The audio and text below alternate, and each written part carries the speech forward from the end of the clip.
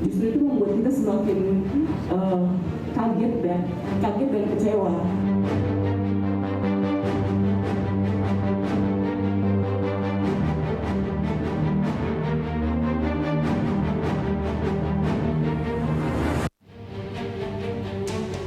Keluarga korban gangguan ginjal akut resmi melayangkan gugatan kepada BPOM, Kemenkes, penjual obat hingga produsen obat-obatan ke Pengadilan Negeri Jakarta Pusat. Didampingi tim advokasi, pihak keluarga menuntut ke-9 tergugat agar bertanggung jawab atas seluruh kerugian yang diderita korban gangguan ginjal akut di Indonesia. Kita jadikan pihak tergugat 8 itu Badan POM. Bahwa hubungan hukum kenapa pihak Badan POM dijadikan pihak tergugat. Karena sudah ada aturan-aturan yang mengatur sebelumnya, tetapi kemudian tidak digunakan sebagaimana mestinya. Dan ini kami anggap suatu perbuatan yang melawan hukum. Kita jadikan gugat itu Kementerian Kesehatan berkaitan dengan kondisi banyaknya korban anak yang meninggal dan masih sakit. Sementara salah satu orang tua korban gangguan ginjal akut, Safitri, menyesalkan pemerintah yang lalai dan tidak sigap menangani penyakit ini dengan maksimal sejak lama. Yang saya sayangkan kenapa tidak dari awal ada, karena data berbeda-beda dan yang disebutkan Kemenkes, waktunya pun kita berbeda-beda. Ketika saya tanya di situ bermulai daripada bulan Agustus, tapi ternyata datanya itu ada dari Januari. Justru itu membuat kita semakin kaget dan kecewa. Kenapa harus menunggu lama? Walaupun pada bulan Januari mungkin masih 1-2, tapi satu nyawa anak kecil pada usia itu masih sudah terlalu banyak. Ya, keluarga korban juga meminta ganti rugi sebesar 2 miliar rupiah untuk korban meninggal dan 1 miliar rupiah untuk korban yang masih dalam perawatan. Tim Liputan, Jakarta.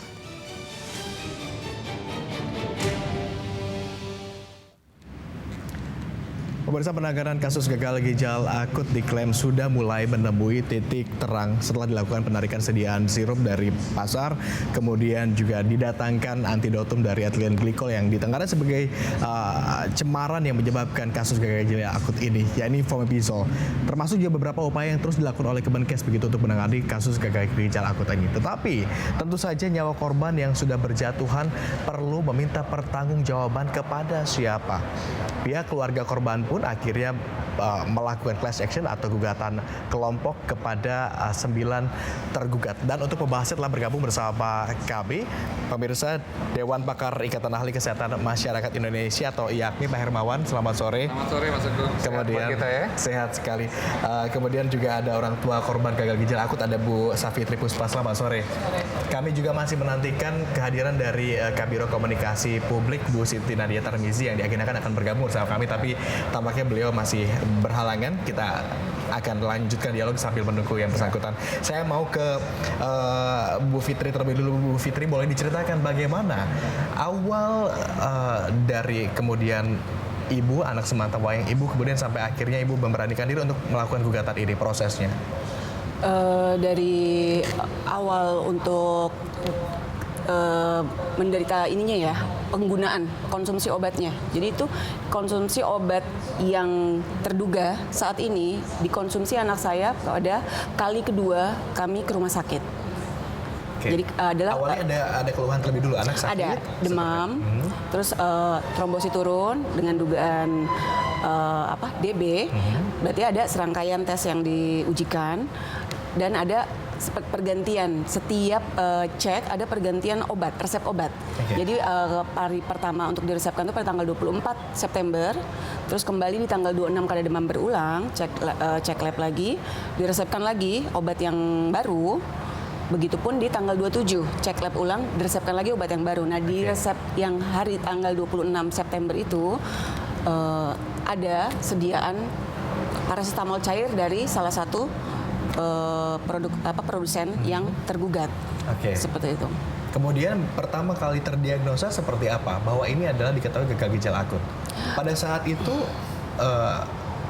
upaya-upaya yang dilakukan apa saja sampai akhirnya terdiagnosa gagal ginjal akut? Dari fase 1 yaitu klinik Pratama, kami lanjut ke rumah sakit kedua, ya di rumah sakit rujukan itu dilakukan serangkaian perawatan karena awalnya memang dugaan DB, berarti hanya perawatan DB biasa. terus meningkat karena perburukan setiap hari dari DB ke infeksi saluran kemih, ke appendix, ke radang empedu. Jadi ini saya sebenarnya masih ingin bertanya kalau semua itu hanya ganti-ganti atau memang semuanya sudah meradang. Jadi pada saat akhirnya memang adalah peradangan multi organ di tanggal 4 Oktober. Jadi keluar diagnosis itu yang ada penurunan fungsi ginjal. Jadi kegawatannya di kerja ginjalnya. Karena dia sudah tidak berkemih, tidak buang air pada hari kedua ketika masuk rumah sakit. Kapan terdiagnosa bahwa ini adalah gagal ginjal akut, bukan Tanggal lagi 5. berdarah dan sebagainya? Tanggal 5-nya. 5 Oktober. Tanggal 5, jadi kita ketika masuk ke RSCM. Jadi di situ memang disebutnya AKI ya. Oke. Acute Kidney Injury Unknown Origin. Jadi belum diketahui penyebabnya. Jadi itu. Jadi memang kita harus cari rumah sakit yang bisa menindak ada tindakan HD, hemodialisa anak. Itu kan hanya ada di 2 rumah sakit sejabodetabek. Ya, yang saya baru tahu ternyata Yang mana hanya salah satu adalah RSCM. RSCM. Di situ ada sempat menjalani HD pertama, SLED yang cuci darah. Terus HD kedua itu TPE yang terapeutik plasma exchange. Nah, setelah hari itu kondisi anak saya tidak stabil, penurunan terus, jadi tidak lagi bisa mengikuti HD berikutnya. Oke.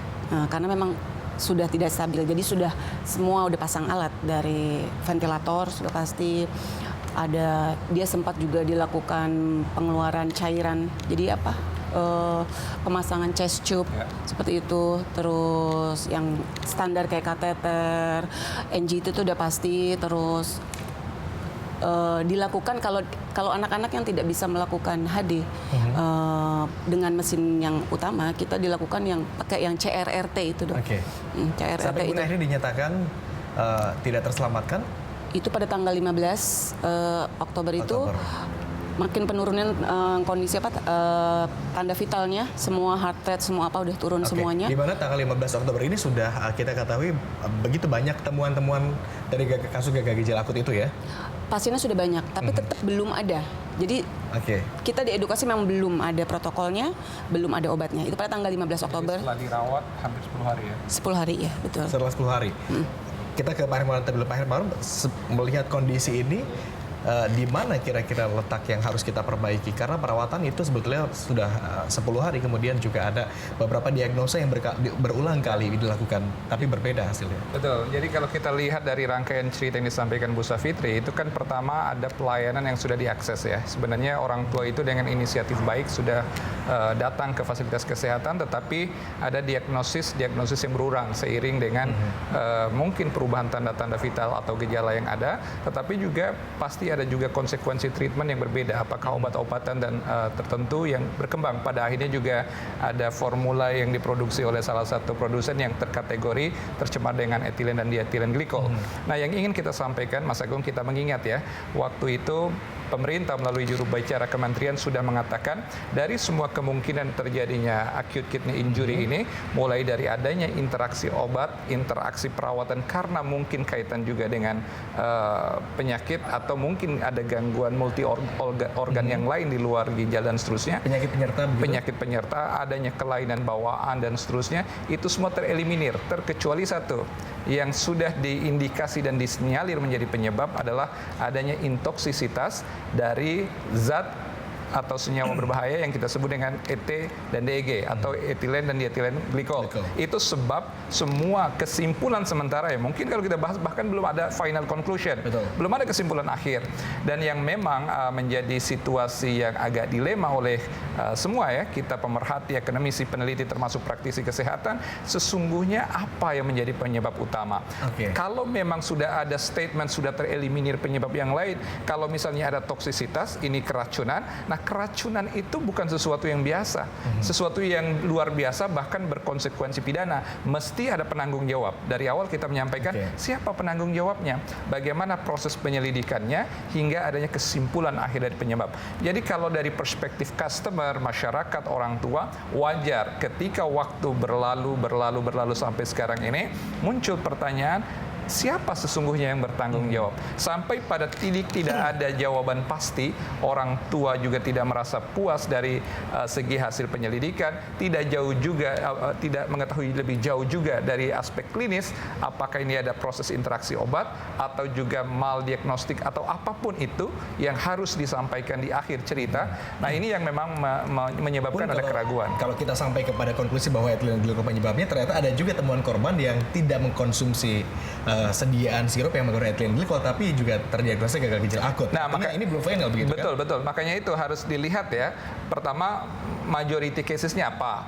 Kemudian dari situ kan akan kita lihat bagaimana gejala dan akhirnya simpulan klinisnya. Nah, sebenarnya kan evidence base-nya kan sudah dikatakan juga, sudah dilakukan biopsi. Ada tes terhadap darah, ada tes terhadap jaringan organ, yang sebagian besar yang dirawat di RSCM ya, mengatakan adanya kandungan ethylene glikol. Diethylene Proses glikol. sebutan Pak Hermawan tadi sudah dilakukan oleh Ananda Bu Fitri. Anak saya enggak. Jadi untuk biopsi itu setahu saya sebelum. Nah itu pada tanggal 24 September, bahkan sebelum anak saya konsumsi. Tapi tetap no clue. Maksudnya kesimpulannya ketika kita masuk masih tetap belum tahu ada obatnya, belum ada protokolnya. Berarti tim dokternya belum menemukan. Ini kan logika awam saya ya. Belum bener ditegakkan diagnostiknya sebelum itu kan. Sudah dibiopsi tapi hasilnya mereka belum tahu. Itu awam kita karena dibilang ke kitanya memang belum ada. Jadi hanya ya menangani kegawatannya pada saat itu. Dari hingga akhirnya Ananda Bu Fitri ini meninggal dunia hingga kemarin begitu akhirnya melayangkan gugatan begitu. Apa yang mendorong Bu Fitri akhirnya untuk melakukan gugatan ya ini? Karena untuk di kasus di kami para orang tua pasien di RSCM sendiri ini yang untuk yang khusus RSCM, memang kita benang merahnya itu mengkonsumsi yang sama. Terus yang kita bingung ini dengan kehadiran antidot penawar fomepizole ini, kenapa misal memang ya walaupun kita belum tahu efikasinya setinggi apa, setidaknya mencoba ikhtiar yang utama kalau memang itu bisa, kenapa tidak dari awal dihadirkan? Apa maksudnya, saya mau bertanya ke Kemenkes itu apa pertimbangannya baru dihadirkan pada tanggal 18 dan kalau tidak salah baru digunakan kepada pasien itu tanggal 19. Kenapa menunggu selama itu setelah sudah berpuluh-puluh untuk hanya di RSCM saja, belum di rumah sakit lain? Kenapa harus menunggu selama itu untuk mencoba ketika mungkin ini mungkin bisa antidot ini mungkin akan. Kita sebelumnya coba jembatan dengan Kemenkes ini yang kami undang juga Bu Siti Nadia Tarmizi, tapi yang bersangkutan masih belum bisa bergabung. Kita sambil terus menghubungi. Silakan Pak Hermawan, Anda. Saya pikir ada 3 ya substansi yang menjadi pertanyaan dan arah pertanyaan dari orang tua atau keluarga korban ya. Pertama berkaitan dengan tata kelola klinis. Dari semua rangkaian cerita Bu Safitri belum mendapatkan sebuah keyakinan tata kelola klinis yang utuh untuk kasus seperti yang pernah dialami oleh putra beliau. Sehingga ini harus dijawab. Yang biasanya berhak menjawab ini adalah Kemenkes, karena Faskes itu di bawah pengelolaan, apalagi yang memang semisal RSCM itu di bawah Kemenkes sebagai RSUP. Yang kedua berkaitan juga dengan tindak lanjut dari produk farmasi ini sendiri. Nah, ini kan dari pertanyaan publik, bahkan ini tidak hanya pertanyaan Bu Safitri. Bagaimana tindak lanjut dari penanganan dan penyelidikan terkait ini, bukan sekedar membredel atau mencabut izin dari produsennya, tetapi apa konsekuensi hukum dan bagaimana tanggung jawabnya terhadap customer, pasien dan masyarakat itu sendiri yang pernah mengonsumsi ini. Yang ketiga, ini semua terpayungi pada sebuah rangkaian dari produksi sampai distribusi dan retailing obat atau produk farmasi. Dan ini yang disebut wilayah post market. Walaupun ini post market, ada peran besar industri, tetapi secara kewenangan tetap di bawah pantauan dan pengawasan BPOM. Nah, artinya secara tidak langsung ini juga menjadi sebuah pertanyaan. Seperti apa rangkaian-rangkaian ini yang memang membutuhkan kejelasan. Artinya kalau kita bertanya siapa yang harus bertanggung jawab, ini artinya tanggung jawab berjamaah dong. Dari hulu ke hilir. Iya, ada beberapa peran. Maka itu kan pertanyaan tadi itu kan orang tua kan asimetris informasi ya, tidak mendapatkan sebuah pemahaman yang utuh tentang tata kelola klinis. Sesungguhnya bagaimana sih prosedur penanganan kasus-kasus emergensi, terutama yang sifatnya akut seperti ini?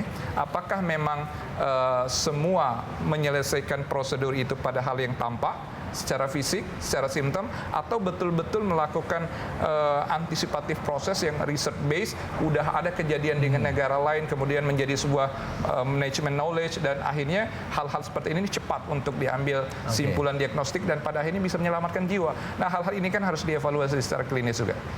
Oke, apa yang disampaikan oleh Pak Hermawan tentu bisa menjadi masukan kepada kita semua dalam hal ini perangkat pemerintahan begitu. Tetapi ada tidak Bu Fitri yang Anda merasa bahwa ini seharusnya seperti ini, kenapa menjadi begini? Udah Begitu, sampai pasti. akhirnya anak kami yang menjadi salah satu korbannya.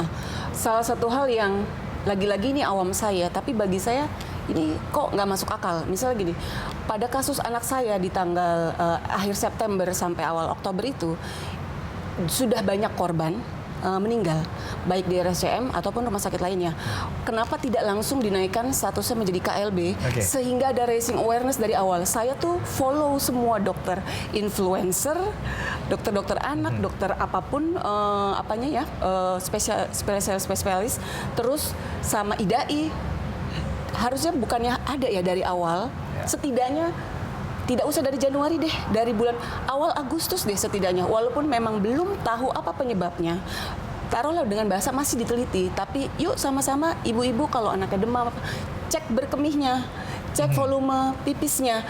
Kita kan tidak sampai terpikir ke situ karena memang kalau dibilang soalnya anaknya nggak ada gejala khas, ya memang setiap anak berbeda-beda, apalagi dengan tingkatan umur yang berbeda-beda dari 6 bulan sampai 12 tahun itu kan beda-beda pasti kondisi klinis yang terjadi pada saat itu. Itu yang paling ini kemudian melatar belakang ibu akhirnya menggugat setidaknya ada 9. Itu termasuk aneh nggak? Maksudnya saya kok nggak wajar di negara sebesar ini kan sudahlah kita susah mencari spesialisnya, begitu ada kenapa nggak harus langsung, kenapa dokter-dokter yang nyatanya memang bertugas di rumah sakit tersebut, rumah sakit yang disebutkan terakhir ini harusnya bisa raising awareness dari awal, setidaknya dari bulan Agustus. Terbukti dengan akhirnya naik tata laksana pelaporannya itu pada sekitar pokoknya ketika anak saya sudah berpulang. Itu di Oktober akhir baru ada keluar tata laksana. Kenapa tidak dari awal? Setidaknya minimal Agustus ya atau akhir Juli keluar tata laksana itu pelaporan. Jadi kita lebih tahu sih kalau anak demam itu yang kita harusnya biasanya kan gejalanya cuman yang penting tidak dehidrasi, tidak ada buang-buang air, tidak ada muntah atau mual. Itu aman, tapi ternyata harus ada satu lagi yang diperhatikan karena sedang ada tren ya, masa di rumah sakit tersebut sedang ada tren, tapi kita tidak terinformasi dengan baik. Padahal yang dokter yang memegang anak saya salah satu dokter di situ juga, aku bingung jadinya. Ini jadi catatan bersama kita semua barangkali begitu. Apa yang disampaikan oleh Bu Fitri tadi juga saya kira pasti mewakili juga keresahan, kemudian jauh keluh kesah dan juga rasa sesal yang dirasakan juga oleh semua orang tua yang menjadi korban dari kasus gagal ginjal akut. Kami dari redaksi mengucapkan turut berbelasungkawa Bu Fitri atas berpulangnya Anda tercinta. Kita harus cukupkan terlebih dulu dialog kita di sore hari ini dengan Bu Fitri, tapi usai jeda pariwara pemirsa kami masih akan kembali melanjutkan dialog terkait kasus gagal ginjal akut ini di mana para korban akhirnya melayangkan gugatan kepada 9 tergugat. Tetaplah bersama kami di Berita Satu Sore.